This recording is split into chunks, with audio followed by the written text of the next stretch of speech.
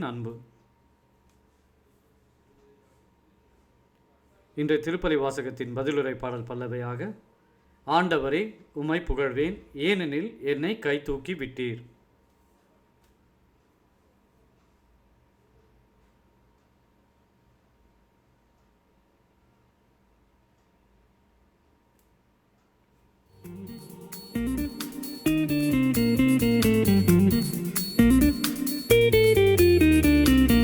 குலமாய் திருக்குலமாய் இறைவனில் இணைந்திடும் ஒரு தருணம், அலையலையாய் அன்புறவாய் உன் ஆலயம் சேர்ந்திடும் பல இதயம். புனித பலி உறவின் பலி, புது வாழ்வு தரும் அன்பின் பலி. புனித பலி உறவின் பலி, புது வாழ்வு தரும் அன்பின் பலி.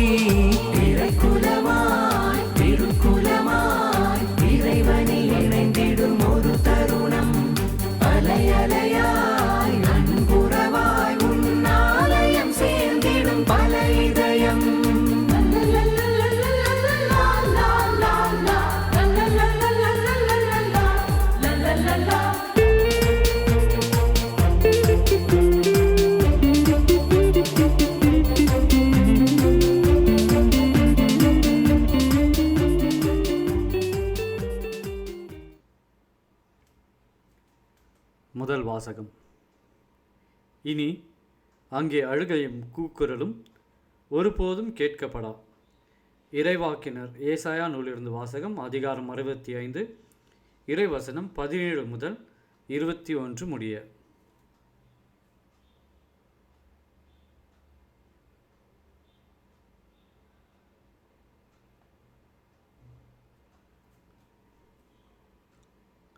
ஆண்டவர் கூறுவது: இதோ புதிய விண்ணுலகையும் புதிய மண்ணுலகையும் படைக்கின்றேன். முந்தியவை நினைத்து பார்க்கப்படுவதில்லை, மனத்தில் எழுவதும் இல்லை. நான் படைப்பானவற்றில் நீங்கள் என்றென்றும் மகிழ்ந்து களி கூறுங்கள். இதோ நான் எருசலேமை மகிழ்ச்சிக்குரியதாகவும் அதன் மக்களை பூரிப்பவராகவும் படைக்கிறேன். நானும் எருசலேமை முன்னிட்டு மகிழ்ச்சி அடைவேன், என் மக்களை குறித்து பூரிப்படைவேன். இனி அங்கே அழுகையும் கூக்குரலும் ஒருபோதும் கேட்கப்படா.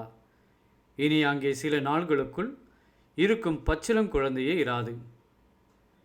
தம் வாழ்நாளை நினைவு செய்யாத முதியவர் இரார்.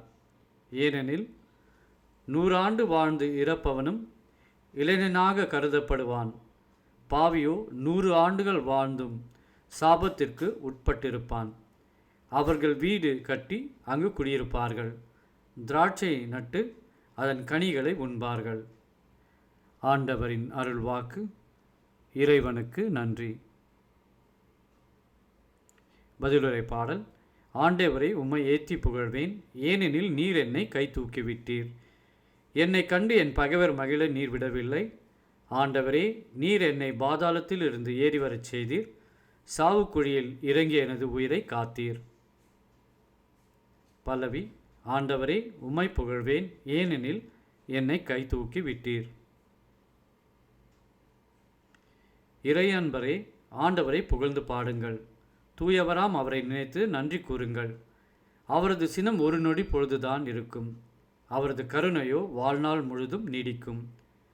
மாலையில் அழுகை, காலையிலோ ஆர்ப்பரிப்பு. பல்லவி. ஆண்டவரே உம்மை புகழ்வேன், ஏனெனில் என்னை கை தூக்கி விட்டீர். ஆண்டவரே எனக்கு செவிசாயும், என் மீது இறங்கும். ஆண்டவரே எனக்கு துணையாயிரும். நீர் என் புலம்பலை கலிநலமாக மாற்றிவிட்டீர். என் கடவுளாகிய ஆண்டவரே, உமக்கு என்றென்றும் நன்றி செலுத்துவேன். பல்லவி. ஆண்டவரே உம்மை புகழ்வேன், ஏனெனில் என்னை கை தூக்கி விட்டீர். நற்செய்திக்கு முன் வாழ்த்துளி. நன்மையை நாடுங்கள், தீமையை தேடாதீர்கள். அப்பொழுது படைகளின் கடவுளாகிய ஆண்டவர் உங்களோடு இருப்பார்.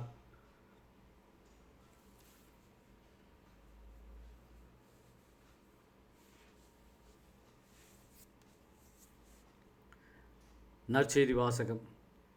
நீர் புறப்பட்டு போம், உம் மகன் பிழைத்துக் கொள்வான். யோவான் எழுதிய தூய நற்செய்தியிலிருந்து வாசகம், அதிகாரம் 4, இறைவசனம் 43 முதல் 54 முடிய.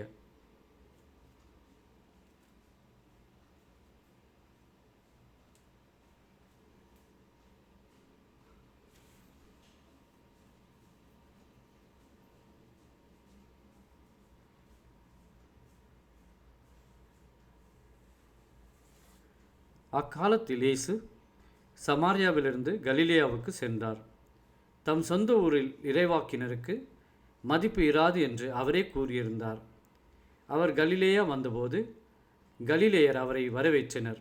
ஏனெனில் அவர்கள் திருவிழாவுக்கு சென்றிருந்தபோது எருசலேமில் அவர் செய்தவை அனைத்தையும் கண்டிருந்தனர். கலிலேயாவில் உள்ள கானாவுக்கு இயேசு மீண்டும் சென்றார். அங்கேதான் அவர் தண்ணீரை திராட்சரசம் ஆக்கியிருந்தார். கப்பர்நாகுமில் அரசு அலுவலரின் மகன் ஒருவன் நோயுற்றிருந்தான். இயேசு யூதேயாவிலிருந்து கலிலேயாவுக்கு வந்திருப்பதாக கேள்விப்பட்ட அரசு அலுவலர் அவரிடம் சென்று சாகும் தருவாயில் இருந்த தம் மகனை நலமாக்க வருமாறு வேண்டினார். இயேசு அவரை நோக்கி, அடையாளங்களையும் அருஞ்செயல்களையும் கண்டால் அன்றி நீங்கள் நம்பவே மாட்டீர்கள் என்றார். அரசு அலுவலர் இயேசுவிடம், ஐயா, என் மகன் இறக்கு முன் வாரும் என்றார். இயேசு அவரிடம், நீர் புறப்பட்டு போம், உம் மகன் பிழைத்து கொள்வான் என்றார்.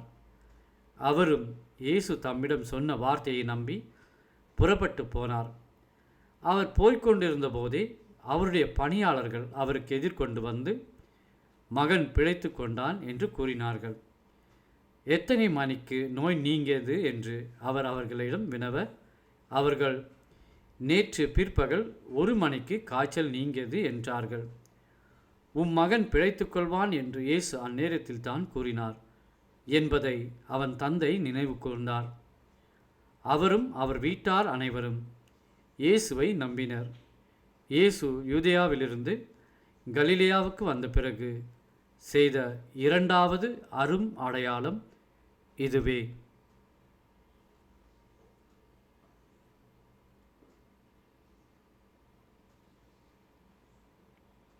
ஆண்டவரின் அருள்வாக்கு.